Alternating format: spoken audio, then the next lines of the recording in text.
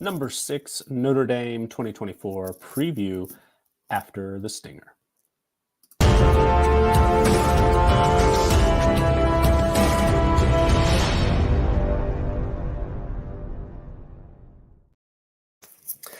Hello and welcome to episode 56 of Good Morning College Football. I'm Nicholas Ian Allen of CFB Winning Edge and CampusToCanton.com. Thank you so much for joining us today. If you have not already, please do subscribe to the Campus to Canton YouTube channel. Really helps us a lot as we bring you a wide range of content just about every day from the good folks at Campus to Canton. Part of that this week on Wednesday evening, I was part of a live mock draft for the C2C format of the game, which, if you're unfamiliar, offers an opportunity for teams both on the college and NFL side for fantasy football. This was a startup on the college side, and a lot of experts in the community, plus me for some reason. Felix Sharp offered me an opportunity to be part of it, and I definitely took a little bit of a different approach than most, with a far more college fantasy football focused draft than most of the other folks who take a little bit more of a long-term approach. But there was some insight shared from 12 different folks who participated. 11 of them definitely are experts in fantasy football, largely CFF and C2C as well. So I had a great opportunity to learn more because I'm still relatively new to that format, but also try to mix it up a little bit and shared some of why I took the approach that I did. But please do check that out. Please do check out also CampusToCanton.com, where you can get access to written content on a wide range of topics: college football, NFL, fantasy, C2C, tons of rankings and other tools, data. Hopefully, everything you are looking for, whether it's just as a college football fan or if you want to get an edge in your C2C or CFF or Devy drafts, we hope to help provide that. So if you haven't already, also, please do give this video a like. That helps us a ton. If you're joining us live, we certainly appreciate it. But as always, do appreciate the likes on the video for the Campus to Canton YouTube channel.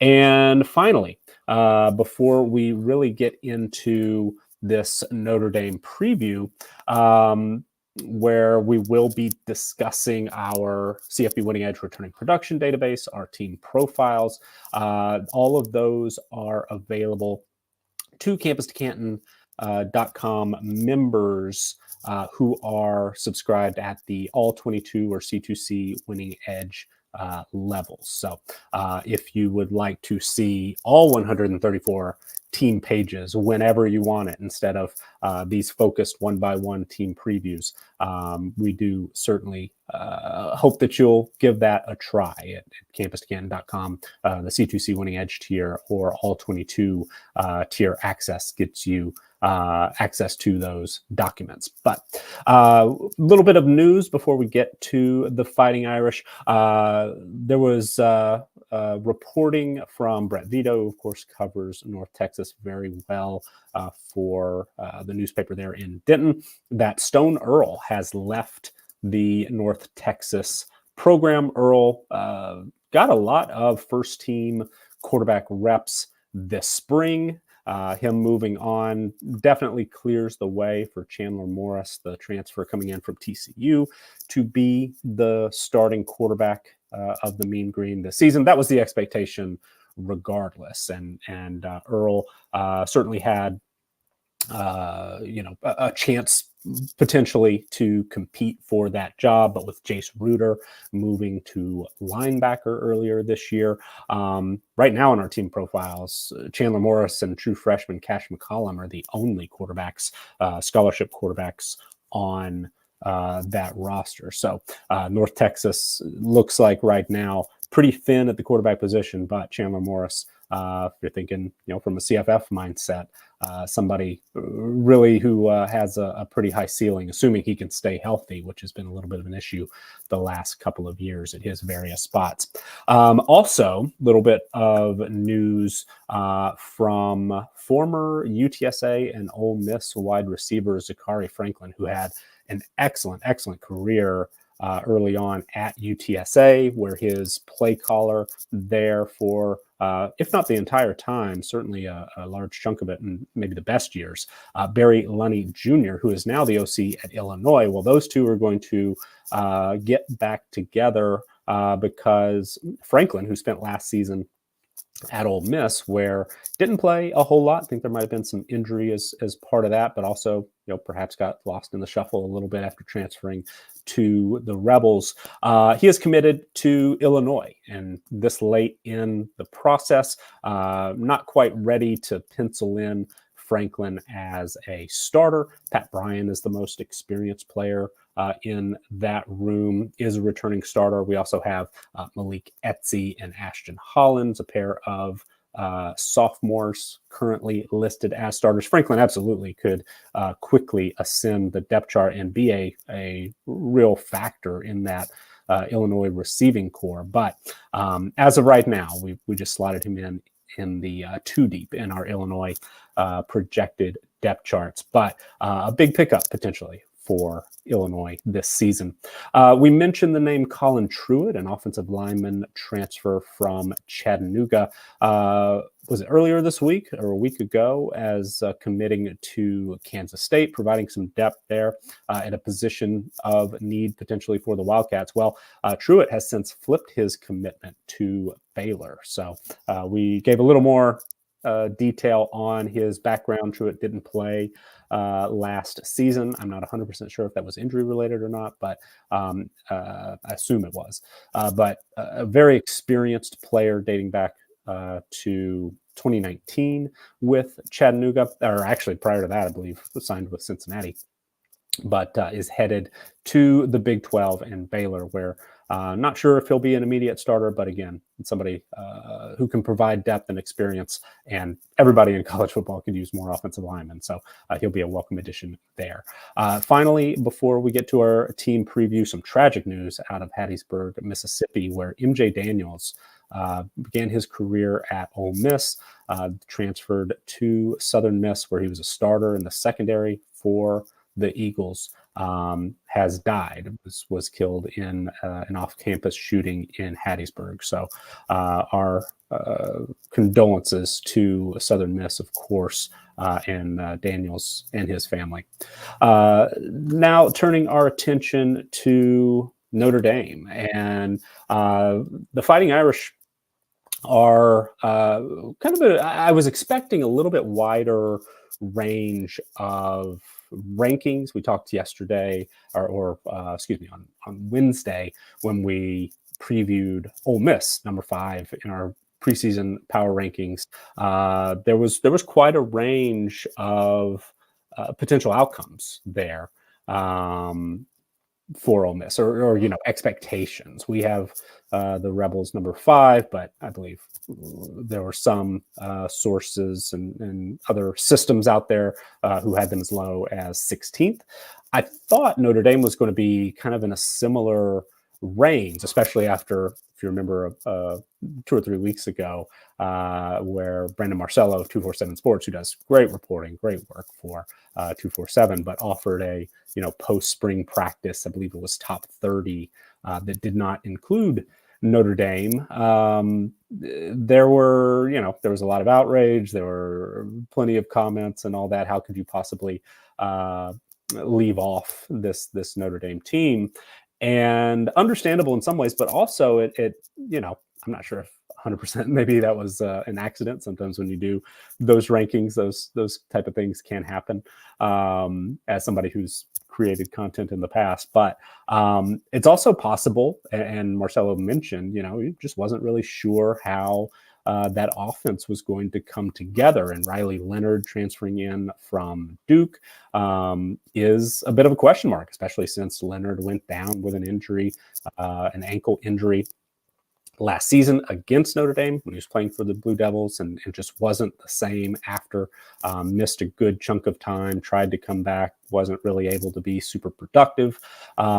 And that's a little bit of a concern. Sam Hartman was a steady presence at quarterback for the Fighting Irish last season, and Leonard, I expect, will be able to step in and do some similar things this year. But understand that, especially on the offensive side of the ball, where Notre Dame ranks 31st in our offensive roster strength ratings, there's questions. There's some injury concerns. Have to replace a couple of key pieces on the offensive line.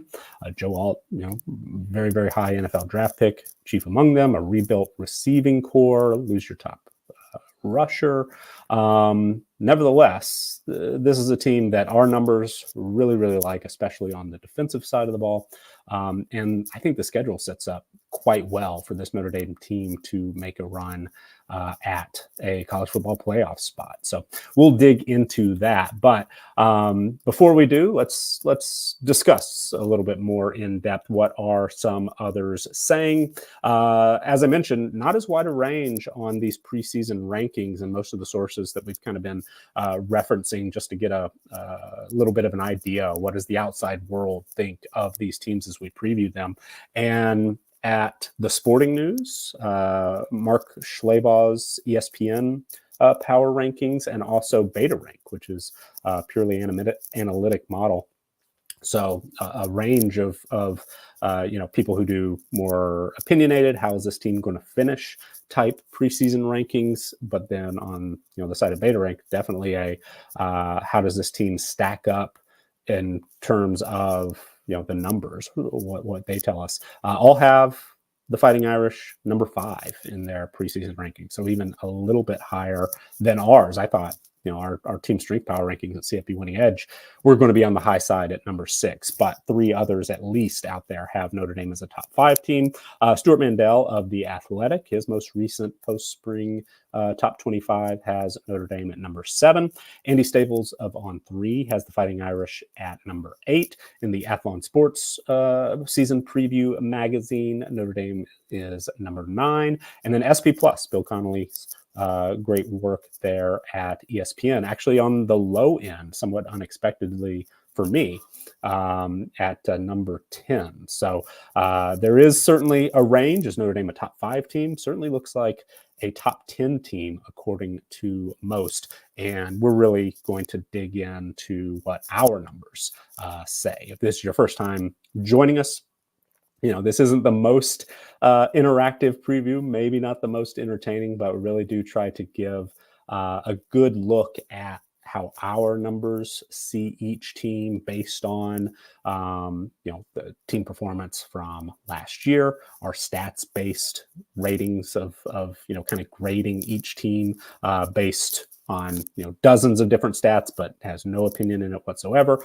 Also returning production, who's coming back, who's not, who's transferred in, who's transferred out.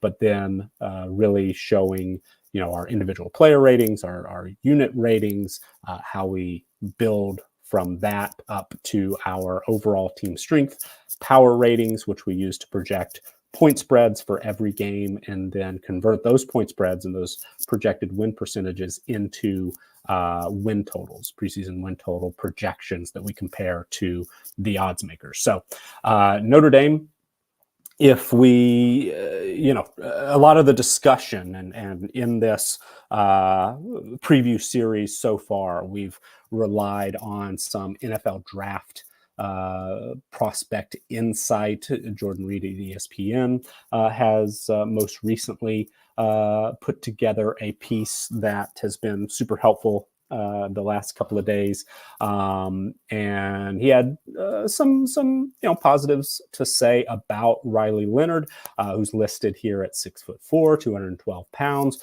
According to Reed, where Leonard excels, he's a dual threat signal caller with a smooth and fluid throwing motion, quoting here from the piece, that complements agile feet in the pocket. Injuries plagued him at Duke last season, and he played only 6 games, finishing with 1,102 passing yards, 3 touchdown passes, and 3 interceptions, while adding 4 rushing scores.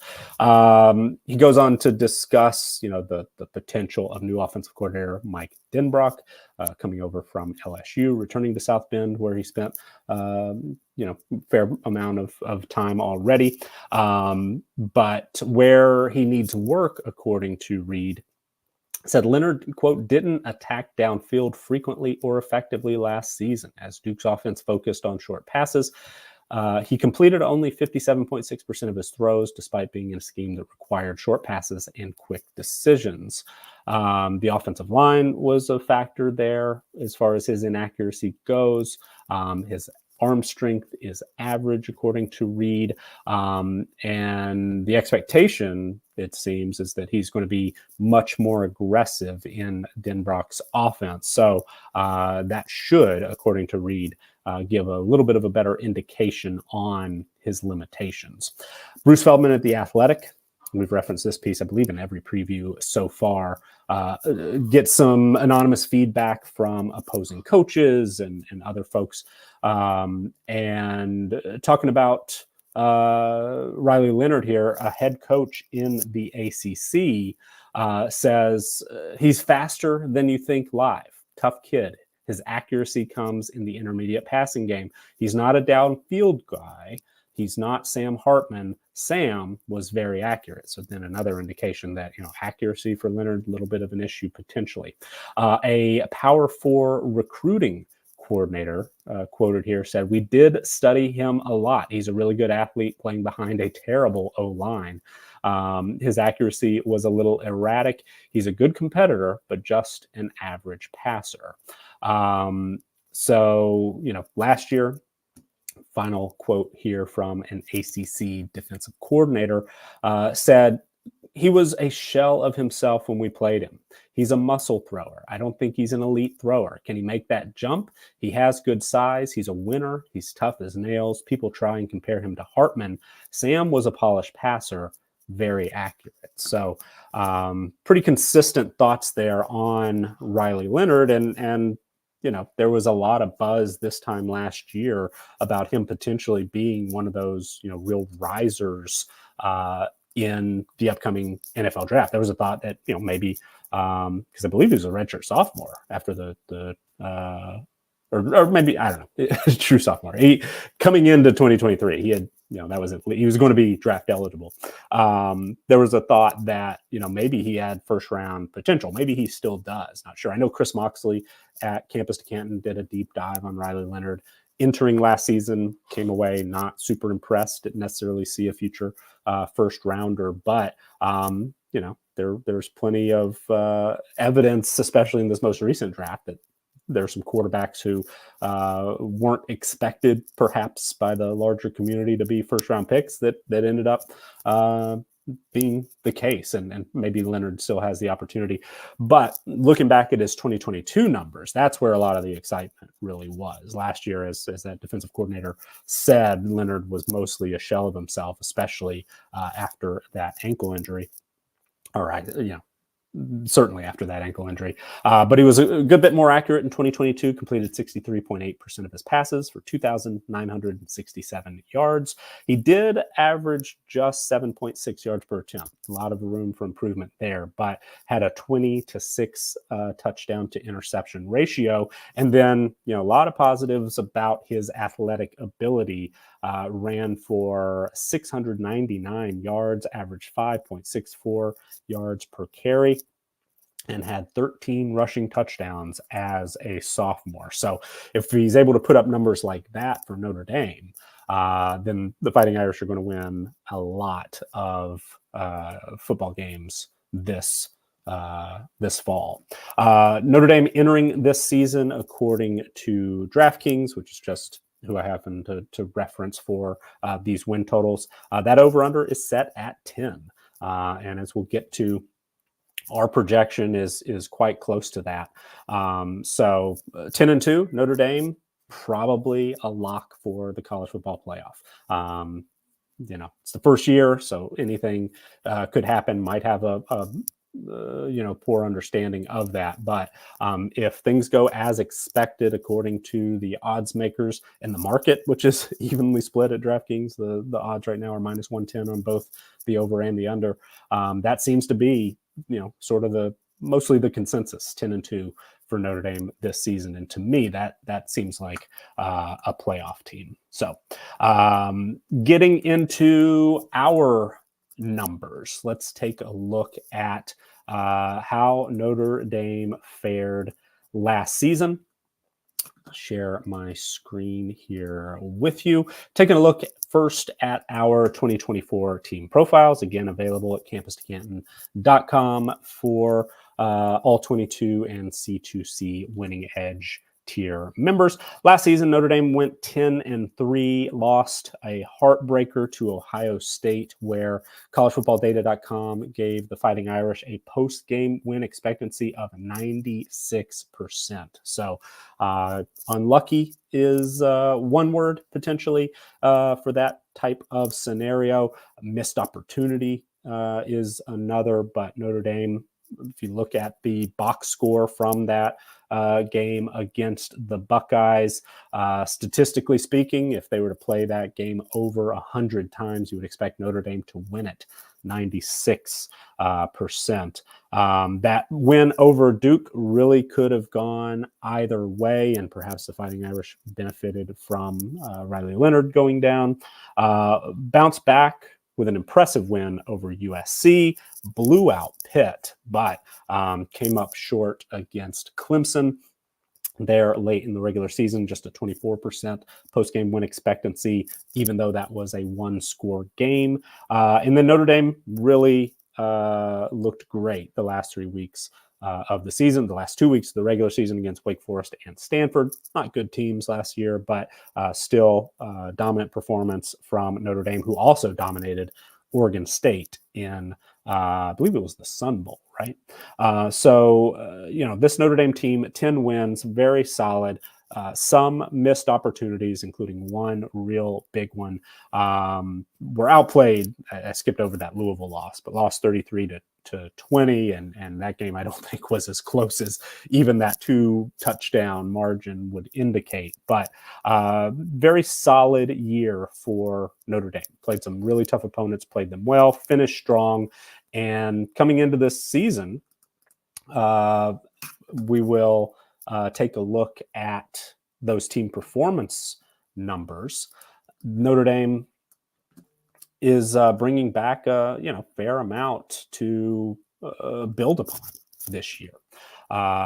Waiting for this to pop up and then get that screen shared.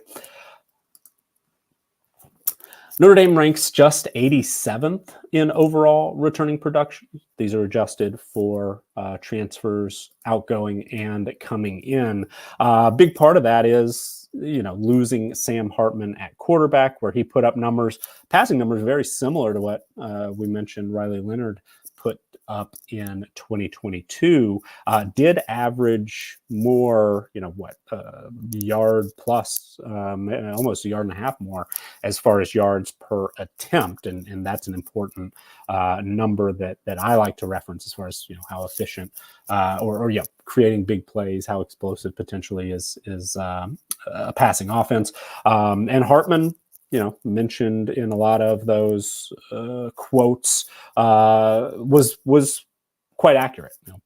Completed 63.5%, was intercepted 8 times, but really, was a calm presence, solidified that QB position quite well. Leonard, I think has probably higher upside, but certainly not as consistent, and a little bit of a question mark health-wise, because he did undergo a surgery this spring, limited his ability to be on the field at the end of spring practice. But regardless, Leonard, I think his entry into this offense is playing with these returning production numbers just a little bit. If we inserted his 2022 numbers, where he had, 3 times as many passing yards and quite a bit more touchdowns, 7 times the touchdowns roughly. Notre Dame would be a few, probably dozen spots higher as far as returning production goes, because passing production is 23% of that calculation. Wouldn't completely, offset the loss of Hartman, but would definitely be a step in the right direction. And his added rushing would do a good bit to compensate for the loss of Audric Estime, who had 1,341 rushing yards and 18 touchdowns, averaged 6.4 yards per carry. Just a very, very productive season for Estime. Jeremiah Love comes back as the leading rusher in terms of yards and carries. Had just 1 touchdown. Jadarian Price had 3. So he is the returning team leader in that category. But Love and Price, was taking some reps at wide receiver this spring. So curious to see how Notre Dame utilizes him. Maybe things have changed just a little bit, because Jabram Payne suffered a torn ACL in the spring. That's going to cost him the remainder of this year, going to cost him the season. They had moved Devin Ford, who you can see on the screen, didn't get a ton of touches, but provided some depth at running back. He had moved to safety, was a real special teams standout last year, was expected to play primarily on the defensive side of the ball. But last I saw, Ford is now planning to move back to running back with the loss of Payne due to injury. Leonard is, of course, the player that we've spent the most time talking about, but Steve Angeli did get an opportunity and put up great numbers last season. 77.3% completion across 7 games, primarily. The bowl was his best extended opportunity. 11.5 yards per attempt. I mean, that's very difficult to do over a long period of time, over a full season. We've only seen, Oklahoma, Lincoln Riley quarterbacks approach numbers like that for the most part. There have been a few others, but those are just elite all-time leaderboard type numbers. So that probably aren't going to be able to do later in his career. But Angeli, I think, does have a case that should something happen to Leonard, he's going to be able to step in and be, a solid option for the Fighting Irish this season. 7 touchdowns, just 1 interception in 44 pass attempts. But who is Leonard and perhaps Angeli going to throw to? Chris Tyree was, mostly a running back during his Notre Dame career, played some wide receiver as well, converted primarily to wide receiver last season, only had 3 rushing attempts. He is moving on to Virginia. So technically the leading receiver in terms of yards, did have a big play, 18.6 yards per catch last season with 3 touchdowns. Mitchell Evans is now the leading returning receiver in terms of yards, was the leader in catches last season with 29. But Evans only played 7 games, suffered a torn ACL. Believe he's going to be back for fall camp. Should be on the field for, if not all, a good chunk of the 2024 season, assuming all goes well. But, a little bit of a question mark. Will he be 100%? Will he be able to step back in and be that productive receiving tight end that he was in the first half of last year?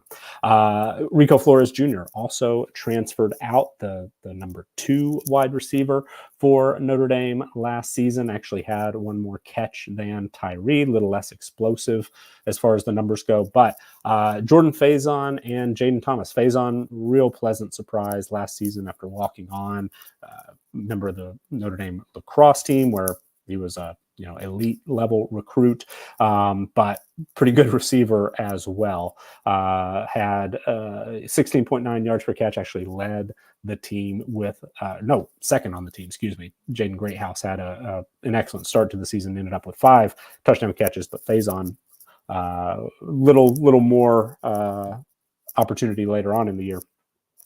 had 4 touchdown catches. And then Jaden Thomas, who dealt with injuries. Hopefully he'll be back and fully healthy. But you can see that blue entries here on this returning production database. That means transfers coming in. Chris Mitchell, as far as pure numbers go, the transfer from FIU, looks like he'll have an opportunity to step up and be that number 1 target. There were a lot of positive words for Mitchell this spring. He was targeted 100 times in an FIU offense that wasn't elite in the passing terms by any stretch. So I think the potential certainly is there. Sometimes it's not always a smooth transition. Somebody transferring from a group of 5 type situation and moving up. But I think Mitchell is in a pretty good spot to maybe not go for 1,100 yards again, but I think could be the top target for this Notre Dame passing offense. Bo Collins, former starter at wide receiver at Clemson, had over 500 yards last season, 3 touchdowns. Jaden Harrison, kind of an interesting addition, has done more in the past as a return man at Marshall, transferred in. But like Mitchell, there were some positive reports, especially in the early days of spring practice, about Harrison and could he potentially step up into a receiving role. There's no clear-cut number 1. I think Mitchell, to me, is probably the favorite at this point, based on what we know at incoming transfers and how the spring played out. But this wide receiver group has added good depth. This was an area where there's certainly room for improvement, talent-wise, depth-wise. Last year, I think that Marcus Freeman and his coaching staff addressed that certainly this year. So let's continue on the offensive line. Of course, Joe Alt is gone. Blake Fisher as well. So your 2 bookends at tackle are going to be, going to have to be replaced. Zeke Correll also starting center. Moving on, that leaves 2 full-time starters, Pat Coogan and Rocco Spindler. But as you can see, 4 others did have starting experience last season, so it's not a complete rebuild. And then on the defensive side of the ball, losing top tackler from last year, J.D. Bertrand, is going to be a loss, but the next 3 in that category return, including Howard Cross, defensive lineman who had an incredible 65 tackles as a defensive lineman last season, 39 pressures, playing at an All-American level. Getting him back is huge for Notre Dame. Jack Kaiser going to be a solid presence there at linebacker. And then Xavier Watts, All-American, Bronco Nagurski Award winner, had such a huge year last season. Getting him back is key. You can see a little lower on the list, Benjamin Morrison, one of the top corners potentially in college football this year, although a little bit of an injury concern for him as well. Hopefully he'll be back and fully healthy and able to contribute to his maximum ability this fall. You see the transfers coming in, a couple of impact players in the secondary, Rod Hurd II, Jordan Clark as well, and then RJ Oben transferring along with Leonard from Duke. Expect that he'll be an impact transfer as well. So let's take a look now at the team itself. How does it all shake up in our CFP Winning Edge projected depth charts, in our team profiles, things like roster strength? On the offensive side of the ball, we've discussed Leonard a lot. The potential is certainly there. Sorry, I'm trying to get our whole list, the player everything horizontal across the screen, hoping that you can also see that far right category where that's VGR, our video game rating. Think of it like that. Overall player rating on EA Sports College Football 25 or Madden prior to that, the other video games. Very similar idea. We don't cap that player rating at 99. It goes up into the 100s to try to give some separation between the very best players. But where that number comes from, again, if this is your first time with us, we take recruiting ratings, so raw talent ratings coming out of high school from the experts at places like On3, 247 Sports, and Rivals. We adjust those based on a player's experience. They get 85% of that talent rating as a true freshman and up to 93% as a senior. So we do think there's a little bit of value each year you progress with, things like off-season workouts and meal plan and all that sort of stuff. Players do just get a little bit better over the course of their career. But it does sort of, players certainly can max out some players earlier on in their career. But then the big key, where do players increase their talent rating, their player rating? It's through on-field production. You can see Riley Leonard early in his career, 7 production points. That was that 2022 season where he just, week in and week out, putting up good numbers, adding to that individual play rating. Last year had, good enough early season to put up 3 production points, bring him into the 90s. But Leonard was a player who was fairly underrated coming out of high school at Alabama.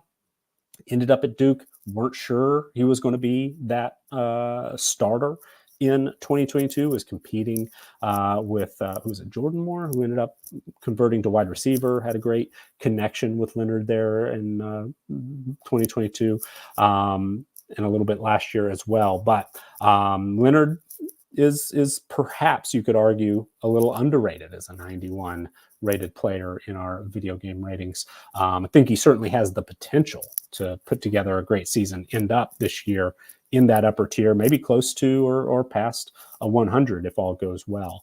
But as of right now, solid, not necessarily spectacular quarterback ratings. Notre Dame is 28th in our position strength ratings at the quarterback position.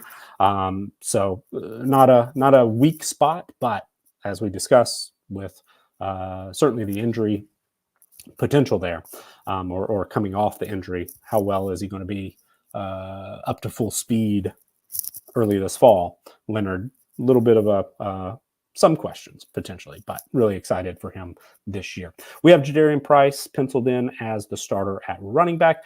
Love was the one playing wide receiver. I think I mixed those two up earlier on. My apologies. But regardless, both of those players expected to be a big piece of this Notre Dame offense. We've got Mitchell, Greathouse, and Thomas penciled in as our starting wideouts so far. Collins was not there in spring practice, so that's part of why we've got him currently in the 2 deep. We'll be paying attention this fall. Our reports coming out of South Bend, coulda Collins, coulda Harrison, or maybe Faison back from lacrosse. We'll see who will emerge as those trio of wide receivers. But as said before, I think Mitchell probably has the inside track to be that number 1 wideout. Evans, until we know otherwise, we're going to expect him to be the starter at tight end, but Eli Raridan has a super high ceiling as well. Been a fan of his for a while. Hopefully he'll be able to get through a season fully healthy, and we'll be able to see his high end upside. Charles Jagasa, and my apologies, I'm probably butchering that, is as a redshirt freshman, from what I understand, expected to step in and be that starting left tackle, taking over for Joe Alt. Coogan and Spindler back at the guards, but new full-time starters at center and right tackle as well. So this Notre Dame offense, that's where a little bit of the question is, because roster strength-wise, this team is outside the top 25 on the offensive side of the ball. I think that this unit could be maybe as good as they were last year. You can see in the stats section here, we include our team performance ratings. Last year, Notre Dame played like a top 3 team overall, and part of that was a top 10 offense. They were number 8 in offensive team performance, number 8 in passing offensive team performance, number 18 in rushing. So very balanced, could hurt you both on the ground and through the air, but lost some talent. I mean, every position, guys lost to graduation, or in Estime's case, and on the offensive line, guys who left early for the NFL. So there's definitely a bit of a drop off, even with Freeman and his coaching staff trying to address any of those potential trouble spots through the transfer portal. On defense, I am not concerned. This Notre Dame defense ranks number 2 in the nation in roster strength. You can see Cross is not the only 100 plus rated player on defense. This front seven is pretty silly with just the collection that they've got. Cross as well as Jordan Bothello and Riley Mills are back as starters from last year. Put RJ Oben in there as well. He became a 100 plus player throughout his first 5 seasons at Duke. Xavier Watts hasn't quite got to 100. Maybe he's a little bit underrated in the mid 90s there. He and Benjamin Morrison leading that secondary, where we mentioned Hurd and Clark. We've got penciled in as starters as well, based on their experience coming in. And then the linebacker group should be in good hands with Jack Kaiser, having played over 50 games in his career. It's been very productive in the past. Had a great year last year as well. Notre Dame might not have quite the depth of the top 5 teams that we've discussed this season, even on defense. But for the most part, I mean, you look at, position by position, whether it's those adjusted numbers for experience and production, where we're talking position strength here at the end of the column. On the offensive side of the ball, most categories, we're talking somewhere between 20 and 25, the running back room being the exception. But you can see on the left-hand side, the running back room, if we're just talking raw talent, is a top 3 group in the country. So experience is a little bit of an issue. Haven't really had the opportunity, but certainly the potential is there for Notre Dame to be very productive at the running back position. Offensive line is similar. It's a top 20 unit when we adjust for experience and production, even though they lose 2 top players at tackle. The offensive line as a whole ranks number 2 in those raw talent numbers. And usually, again, this is your first time with us, when I say raw talent, I'm mostly discussing, referencing the 247 Sports composite average player rating. That's where they're number 2, also number 2 average rating in Rivals and on 3. Defense, it's even better across most, or collectively, I should say. Top 10, top 12 in terms of raw talent at every position. You can see number 9 on the defensive line, number 4 at linebacker, number 12 at DB. If you're just looking at those 247 numbers, those numbers change a little bit depending on your recruiting site of choice. Rivals, as you might see here, has this Notre Dame defensive backfield number 5 in average player rating. So there's a lot of talent on hand, but there's a lot of experience, and a very, very productive collection, especially of starters, gives Notre Dame top 5 at every level. They have our number 3 defensive line, our number 5 linebacker core, and our number 3 secondary in those position strength ratings. That equates to a number 2 as far as the front 7, combining those D-line and linebackers, and then top 4 in the back 7, combining linebackers and the secondary. How does it all work out compared to the schedule? You can see our strength of schedule rankings. Notre Dame is 51st. So it's a manageable slate. There certainly are tough games. That road trip in week 1 against Texas A&M, I think, I could be wrong. I probably should have checked. I think the odds makers might have Texas A&M favored in that game. Understandably, our numbers see it a little bit different. We've got Notre Dame as more than a field goal favorite at Kyle Field. So that's one where, we'll keep a closer eye on it as we get a little bit closer. But that is potentially a little bit of a trouble spot. Nevertheless, as you can see, we do have Notre Dame projected as the favorite in all 12 regular season games. That Texas A&M matchup is the closest projection. The other 2 where we've got Notre Dame as less than a touchdown favorite are home against Florida State in early November, and in the regular season finale at USC. Everybody else, it's double digits at least. Plenty of winnable games. I think it's fair to expect Notre Dame to be a pretty heavy favorite in every matchup in September after that. Maybe that's too saying too much. I would say after Texas A&M, where that's probably a bit of a coin flip, and could certainly understand the argument that A&M maybe could be or should be favored at home. But Notre Dame will be a pretty heavy favorite against Northern Illinois, MAC opponent. Purdue, team that on the lower end of our Big Ten power rankings, even defending conference champion Miami University. Nevertheless, just Notre Dame's got a huge talent edge in that matchup. Louisville is going to be kind of a tricky team. We'll do our Louisville preview in a few weeks, but wouldn't be surprised if Louisville's in the mix to get back to a conference title game there in the ACC. The middle of the season, Notre Dame should be pretty heavy favorites against Stanford, Georgia Tech, and Navy, though that Georgia Tech offense is going to be certainly a worthy opponent for that elite Notre Dame defense potentially. The month of November, tougher. Florida State certainly has playoff potential. Virginia, kind of an interesting team, took a big step forward last year, explosive offense. Army, always difficult to prepare for, but Notre Dame, like the matchup against Navy, should be well equipped, especially from just a talent standpoint. And then USC, by the end of the season, we'll know for sure if USC has been able to weather the departure of Caleb Williams and how that offense comes together. Will the defense improve?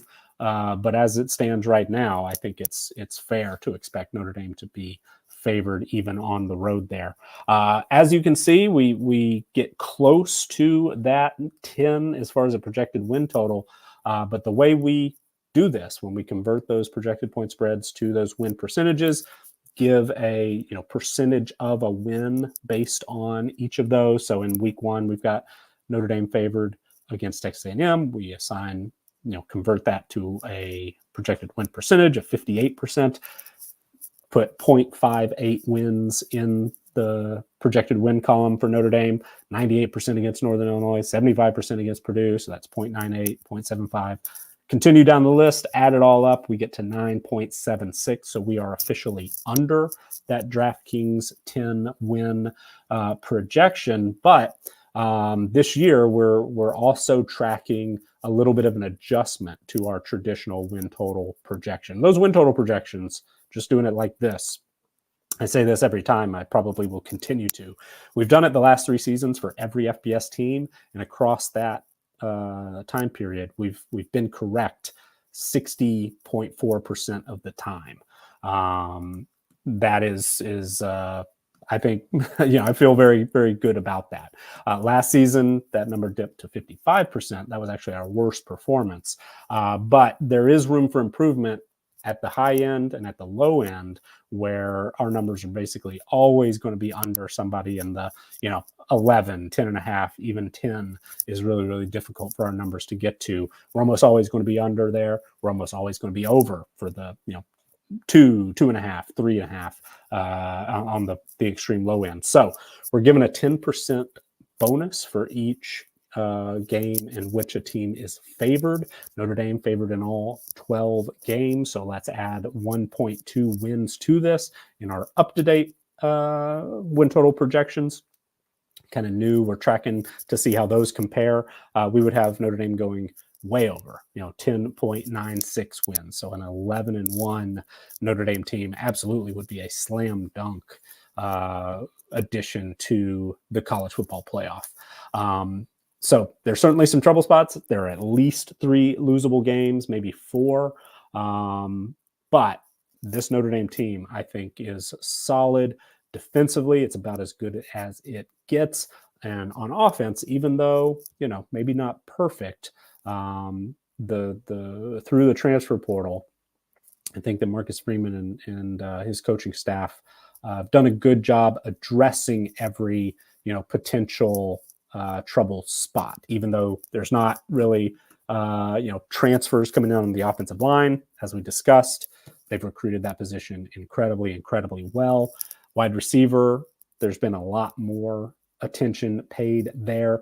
And even though there's not a slam dunk, elite number one go-to guy, I think you could certainly make the case that Chris Mitchell or somebody else in that room is going to be able to step up, and that room as a whole being deeper, probably in a little bit better spot this year. Expect Notre Dame to continue to run the football well, and if healthy, I expect Riley Leonard to have a really, really excellent season, and we'll see how that impacts his NFL draft future. Will those anonymous coaches be singing his praises for improving his accuracy and really capitalizing on his athletic ability? Curious to see how it all plays out, but a manageable schedule, and Notre Dame, I think, absolutely worthy of a top 10 spot in our preseason power rankings. And as some suggest, top 5 potential, certainly. And I think more likely than not that this is a playoff team. So that's going to do it for us today. Thank you so much for joining. If you haven't already, please do like this video on the Campus to Canton YouTube channel. Please do subscribe there and get access to a wide range of content just about every single day. The Campus to Canton podcast feed is the same. Our CFB Winning Edge podcast conference preview series continues. We recorded the Sun Belt last night. I've already uploaded all of those numbers and our official win total projections for every Sun Belt team, along with our updated, the bonus plus minus based on how you're favored. All those numbers are in the Campus to Canton Discord in the C2C Winning Edge tier chat. I've been updating the sheet there for each conference preview. We've got 4 of them done now. So if you would like to access those numbers, if you'd like to access these team profiles with our projected point spreads, our roster strength numbers, team performance, all that recruiting information, projected depth charts, as well as the returning production database, which also includes team pages for all 134 FBS teams, we'd love if you would consider supporting us at campustocanton.com at the all 22 or C2C Winning Edge levels. But if you want to just try out the site, get access to written content, as well as tons of data and tools at campustocanton.com. You can join for as little as $2.99 per month as well. So thank you so much for being with us this week. We will do 3 more team previews next week on Good Morning College Football. Until then, have a great weekend. I'm Nicholas Ian Allen of campustocanton.com and CFB Winning Edge. Take care, and we'll see you next week.